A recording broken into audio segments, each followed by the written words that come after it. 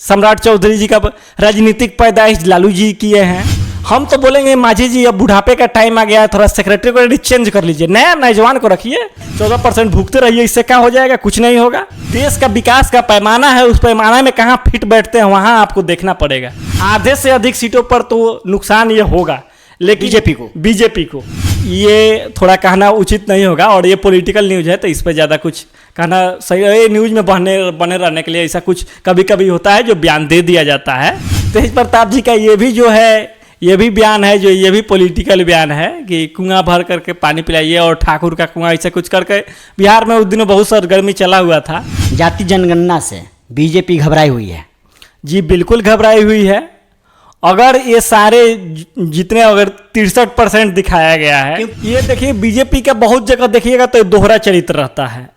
माझी जी को अपने बेटे की चिंता है, और उससे भी ज़्यादा चिंता है इनको कि राज्यपाल हम कैसे बन जाए, क्योंकि बड़े भाई और छोटे भाई राजनीति के बहुत बड़े, बिहार में तो बहुत बड़े धुरंधर माने जाते हैं। तो जब दोनों मिल गए हैं तो निश्चित स्वाभाविक रूप से माझी जी के इर्द गिर्द जो डाटा देने वाले लोग हैं उनको डाटा गलत दे दिए थे। नमस्कार, मैं हूं विभास वैभव और आप देख रहे हैं न्यूज बसेरा। बिहार में जाति जनगणना का डाटा रिलीज कर दिया गया है। ऐसे में देखा जाए तो मुस्लिमों की आबादी 17% और यादवों की आबादी 14% बताई जा रही है डाटा के अनुसार। इसी पर हमसे बात करने के लिए जुट चुके हैं रवि रंजन जी। रवि रंजन जी, ये बताइए, बिहार में जाति जनगणना का डाटा सामने आ चुका है, बिहार सरकार ने रिलीज कर दिया है, इस पर आपका क्या राय है? देखिए, बहुत अच्छी बात है कि काफ़ी दिनों से बिहार के जो समाजवादी नेता थे इनकी मांग रही है कि बिहार में जातिगत जनगणना हो, और पहली बार जातिगत जनगणना महागठबंधन की सरकार में पेश हुआ, जो कि काफ़ी सराहनीय है। और ये अच्छी पहल है कि ठीक है, जब तक घर में 10 लोग हैं तो मालूम नहीं चलेगा कि 10 में किनकी क्या आवश्यकता है, किसका कितना ग्रोथ है, तब तक घर में जो भी घर का बजट है अच्छा से नहीं बन पाएगा। तब जब आंकड़ा मालूम चल जाएगा तो उसी हिसाब से हर किसी को, चाहे वो स्वर्ण हो, ओबीसी हो, ईबीसी हो, एससी हो, एसटी हो, जनरल हो, सबको जो जिनका परसेंटेज है उसी हिसाब से आपका आरक्षण या जो भी चीज़ है सबको बराबर बराबर मिलेगा। तो कोई उसमें किसी को भी असंतुष्टि नहीं होगी कि हमको कम मिला उनको अधिक मिल गया। तो ये अच्छी बात है, होना भी चाहिए। लेकिन विपक्ष आरोप लगा रही है, बीजेपी आरोप लगा रही है कि जो जाति जनगणना हुई है उसमें धांधली किया गया है, किसी एक जाति को बढ़ चढ़ कर दिखाया गया है। नहीं, अगर विपक्ष ऐसा आरोप लगाते, विपक्ष का तो काम ही है कुछ ना कुछ तो वो लोग बोलते हैं, इसके विपक्ष में काट निकालने के लिए कुछ ना कुछ तो बोलना चाहिए था, जो कि ऐसा नहीं है बिल्कुल। ये डाटा जो अगर यही हुआ भी है तो ये सरकार में रहे कितने भी मंत्री ने तो बयान दिया ही कि अगर किन्हीं को लगता है कि डाटा में गड़बड़ी है तो ये लोग अपना केंद्र सरकार से कह करके और फिर से शुद्धिकरण, अगर गलत हो गया है तो इसमें क्या है, शुद्धिकरण करवा लें लोग, फिर से जो है सर्वे फिर से करवा लेना चाहिए। और रही बात कि आप बोल रहे हैं कि इसमें आने के बाद कुछ लोगों को लग रहा है कि उनका किसी कास्ट का जो डाटा है बढ़ चढ़ कर दिखाया गया है। ठीक है, डाटा दिखाया गया है तो डाटा में सबसे ज़्यादा हमको लगता है कि मुस्लिम समुदाय की संख्या सबसे ज़्यादा है, और हिंदुओं में यादवों का परसेंटेज सबसे ज़्यादा है। लेकिन आने के बाद जैसे कि आप जानते हैं कि यादवों का परसेंटेज ज़्यादा है, तो संख्या ज़्यादा होने से क्या हो गया जी? हमें तो नहीं लगता है कि यादवों के खुश होने वाली ये बात है। अगर जो लोग यादव समुदाय से, इसमें खुश होने वाली बात कोई नहीं है। आप 100 में आपकी 14 संख्या है तो हर जगह आप 100 में 14 आपको होना चाहिए कि नहीं होना? आपका चले जाइए यहाँ, आपके मान लीजिए कोई डिस्ट्रिक्ट है, आपके डिस्ट्रिक्ट में जितने डॉक्टर बैठते हैं प्राइवेट या फिर कोई भी हॉस्पिटल हो, जितने सरकारी हैं, 100 में आपका 14 आपका डॉक्टर है? नहीं है। और इसी कितना आपके पास आईपीएस है, आईएएस है, इंजीनियर है, तो आपके परसेंटेज के अनुसार से आपका कहाँ है आंकड़ा? कितना आप यहीं बगल की यूनिवर्सिटी में चले जाए, जेपी यूनिवर्सिटी है, पीयू है, तो 100 में 14 का प्रोफेसर आपका होना चाहिए ना जी। 100 में तो आपकी जो बढ़ोतरी है वो कहाँ हुई है, कहाँ गए आपके प्रोफेसर? सेंट्रल में देख लीजिए, सेक्रेटरी जो बनाए गए हैं सरकार में, ओबीसी का कितना परसेंटेज है? उस पर 3 गो जो सचिव हैं वो ओबीसी, बाकी सारे लोग जनरल। तो कहाँ गया आपका प्रतिनिधित्व, कहाँ क्या कर रहे हैं आप? बोल रहे हैं कि पिछले सालों में आप देखते हैं यादव जी लोग खुश हो, बहुत यादव जी लोग बहुत खुश हैं। हाँ। कि मेरा मैंने बढ़ोतरी हुआ है, हम लोग इतना परसेंट है बिहार तो में। परसेंटेज होने से क्या हुआ? परसेंटेज के लिए खुश नहीं होना है आपको, खुश आपका होना है आपका विकास। विकास कहाँ हुआ जी? विकास का असली पैमाना है शिक्षा। शिक्षा में आप कहाँ फिट बैठ, आप चले जाइए यहीं छपरा में भी आपको बता दें कितना जो डॉक्टर है, आप देख लीजिए कितना डॉक्टर यादव है, चाहे कितना ओबीसी समाज से कितने डॉक्टर है, देख लीजिए आप छपरा में प्राइवेट ही डॉक्टर को देख लीजिए। आप लाइन लगाने चले जाइए तो आपको कितना डॉक्टर मिलेगा आपके समाज का? तो वहाँ आपको देखना है प्रोफेसर कितना है यूनिवर्सिटी, जेपी यूनिवर्सिटी में कितना आपके कास्ट का प्रोफेसर होना चाहिए। अगर 100 गो प्रोफेसर उसमें 14 आपका होना चाहिए ना जी, 14% आप हैं तो ये इन सब चीज़ों के लिए इतराना नहीं है। ये आपका जो डाटा आया है इस पर आंख खोलने की आवश्यकता है और अपने हक की लड़ाई लड़ने की आवश्यकता है। और हक की लड़ाई लड़ने के लिए आपको केवल ये जान गए कि हम सबसे अधिक हैं, इससे कुछ होना, सबसे अधिक होने से आप ये जो देश का विकास का पैमाना है उस पैमाना में कहाँ फिट बैठते हैं वहाँ आपको देखना पड़ेगा, ठीक है ना? नहीं तो देख लिए 14% है, हम 14% हैं, 14% भुगते रहिए, इससे क्या हो जाएगा? कुछ नहीं होगा।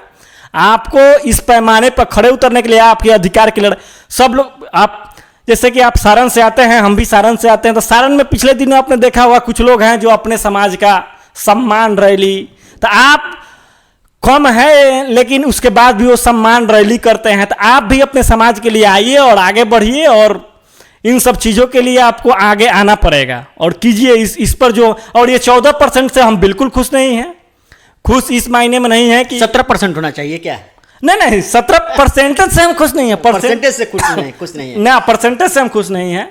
परसेंटेज हमारा ठीक है, हम हैं, अगर हम 10% होते लेकिन 100 में 10 हमारा अगर रहता, 10 डॉक्टर किसी भी सरकारी हॉस्पिटल में जाते, बिहार सरकार के अगर 10 डॉक्टर हैं उसमें से 10 को यादव रहता तो हम बिल्कुल खुश रहते, क्योंकि हम जानते कि हमारा समाज अब आगे बढ़ रहा है।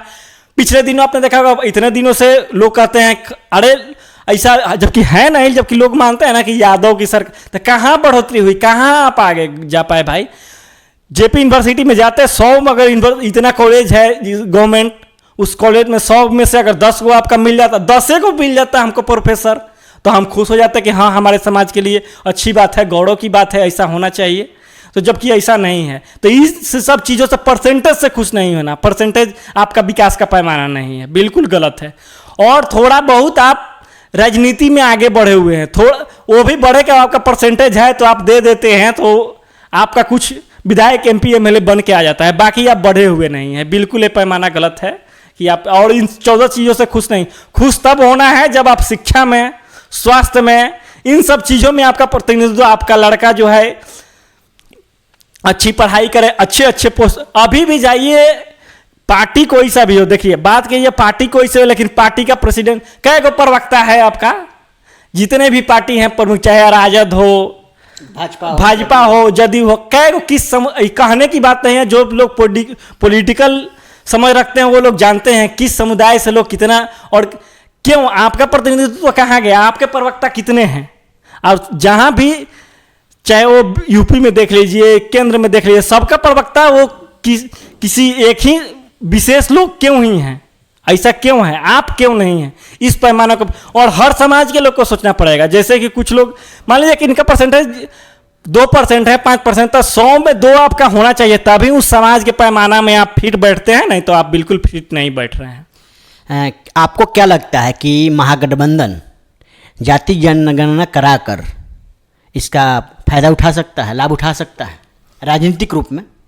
देखिए, राजनीतिक रूप में जहाँ तक है, अगर लोगों को, जिनको समझ आएगी कि हाँ इस आने से जिनका, वही तो आपको बता रहे हैं, जो 14% लेके करेंगे वो लोग ज़्यादा खुश होंगे, तो उस मुताबिक से खुश। जिन लोगों को आएगा कि हाँ आँख, जैसे बोले हैं कि आँख खोलने की आवश्यकता है, अगर वो लोग देखेंगे कि हाँ हमारे हित में अच्छा हुआ है, तो बिल्कुल इसका फायदा महागठबंधन को मिलना चाहिए। और ऐसा लोगों को होना भी चाहिए कि ये आज से नहीं, ये जननायक कर्पूरी ठाकुर जी और भी जो सोशलिस्ट बिहार के जितने थे सब लोग भी ये मांग करते हैं कि जातिगत जनगणना होना चाहिए। इस हिसाब से अगर हो रहा है तो काफ़ी अच्छी पहल है।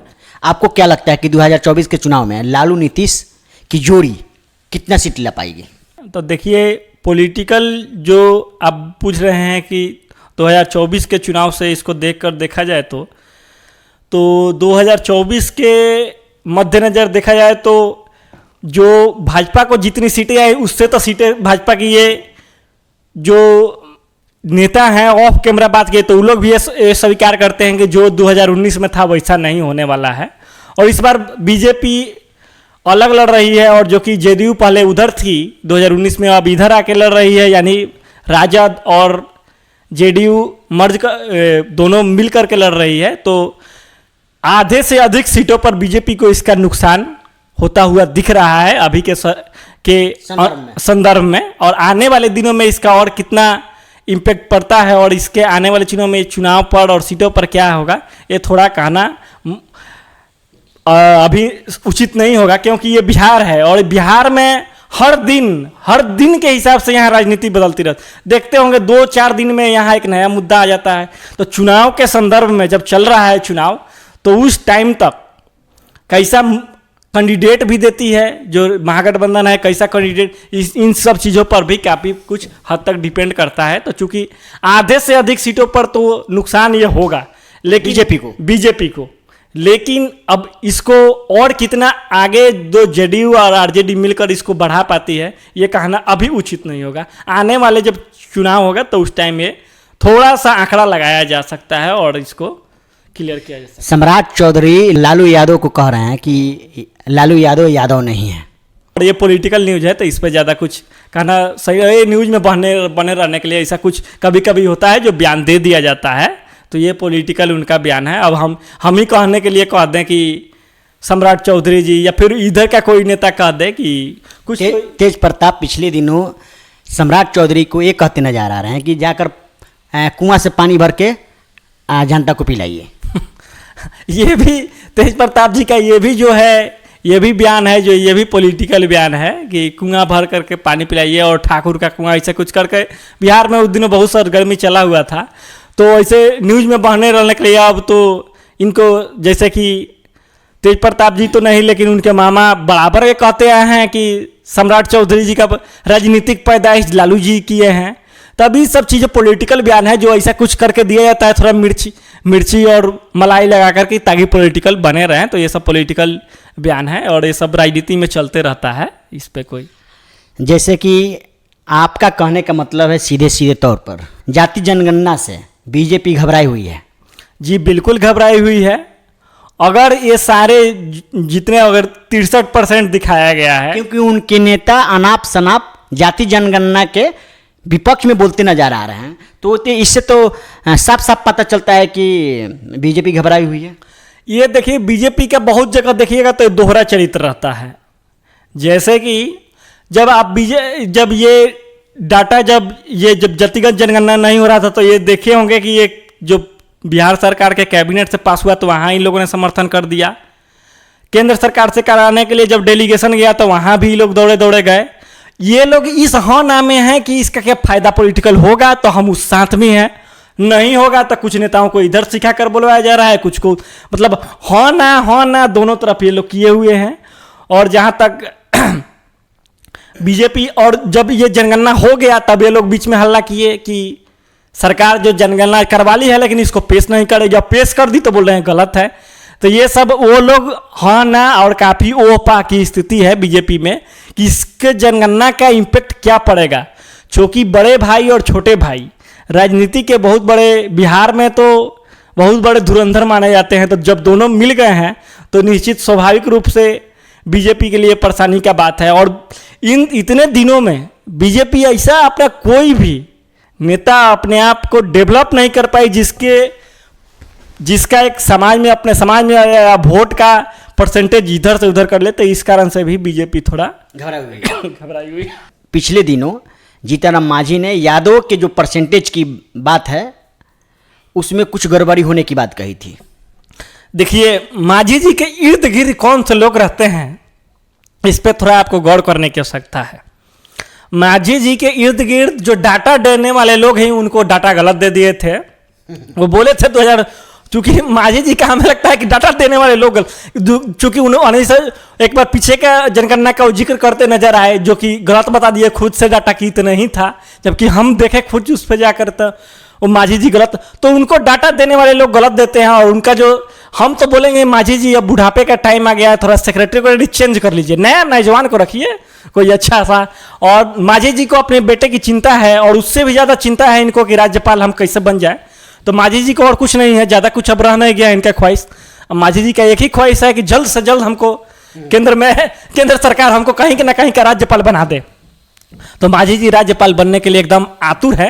हाँ, अनाप शनाप बयान देते हैं। और इसी के लिए वो अनाप शनाप बयान देते हैं, क्योंकि उनका बयान देखा जाए तो पिछले दिनों माझी जी का छोड़ ही दीजिए, माझी जी के बारे में कुछ कहना ज़्यादा उचित नहीं है, जो कि माझी जी को ज़्यादा नोटिस नहीं लेना चाहिए। माझी जी पिछले दिनों कहते आ रहे थे कि नीतीश कुमार मर जाएंगे लेकिन नीतीश कुमार को छोड़ के हम नहीं जाएंगे।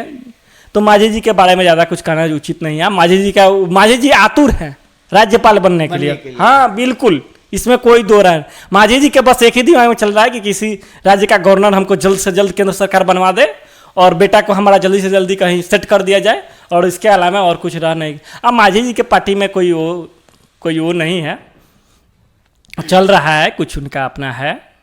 चलिए, अभी देख रहे थे, सुन रहे थे रवि जी को।